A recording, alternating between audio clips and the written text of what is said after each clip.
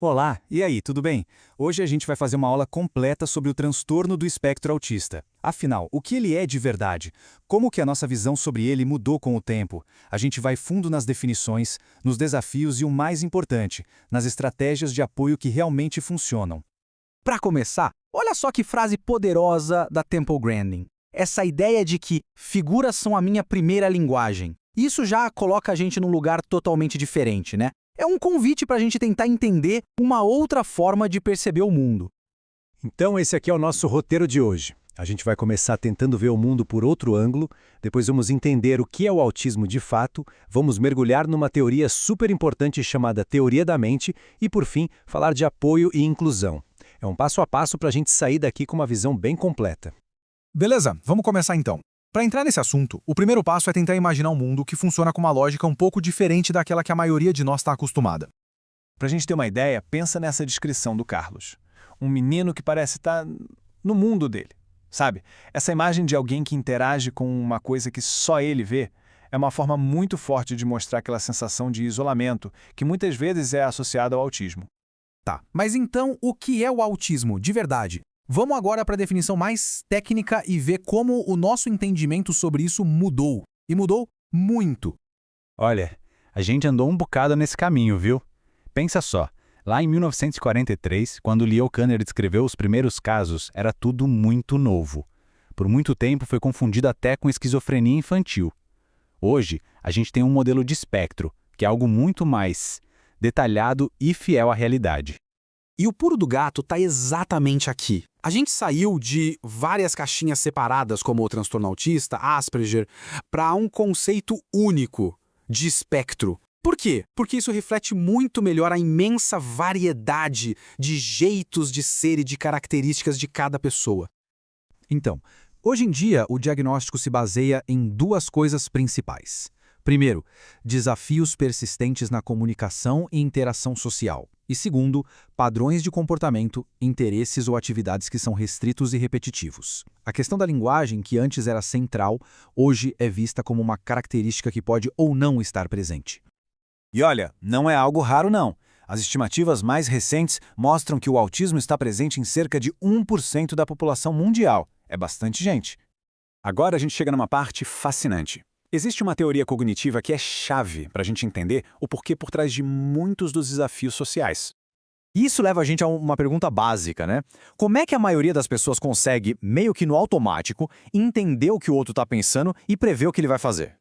A resposta para essa pergunta tem nome. É a teoria da mente. O que é isso? Basicamente, é a nossa capacidade de sacar que as outras pessoas têm uma mente própria. Que elas têm crenças, desejos e intenções que são só delas e que podem ser diferentes das nossas. E tem um teste clássico que ilustra isso perfeitamente. Imagina a cena. A Sally tem uma bola, ela guarda a bola numa cesta e sai da sala. Aí a Anne vai lá e muda a bola de lugar, coloca numa caixa. Quando a Sally volta, a pergunta é: onde ela vai procurar a bola? Bom, quem tem a teoria da mente desenvolvida sabe que ela vai procurar na cesta, porque é lá que ela pensa que a bola está. Esse teste mostra justamente a dificuldade que algumas pessoas podem ter em se colocar no lugar do outro e entender a perspectiva dele, separada daquilo que a gente já sabe. Ok, entender esses desafios é o primeiro passo. Agora, como a gente constrói pontes? Vamos falar do como, ou seja, das estratégias de apoio e educação que funcionam. E aqui tem uma mudança de chave muito importante. O foco não é tratamento psiquiátrico, como se fosse uma doença. O autismo é uma diferença no desenvolvimento. Então, o trabalho é todo voltado para a educação e apoio terapêutico. A ideia é construir habilidades, é capacitar, não é consertar nada. E para uma educação que funcione de verdade, tem alguns pontos que são essenciais. É preciso ter abordagens diferentes para cada pessoa, usar muitas pistas visuais, coisas concretas, para não ter dúvida, criar um ambiente organizado, previsível, sabe? Reduzir o excesso de estímulos como barulho e cheiros fortes. E, claro, ter uma parceria muito forte com a família. Tudo isso cria um ambiente de aprendizado que é seguro e acolhedor. E claro, existem vários modelos de abordagens que já se provaram eficazes. Tem desde modelos mais intensivos focados em habilidades específicas, como o Lovaas, até modelos que acontecem no dia a dia, em casa, com a participação dos pais, como o Denver. E tem também o TEC, que usa muita organização visual para ajudar na independência. No fim das contas, todos eles buscam a mesma coisa: construir habilidades essenciais para a vida.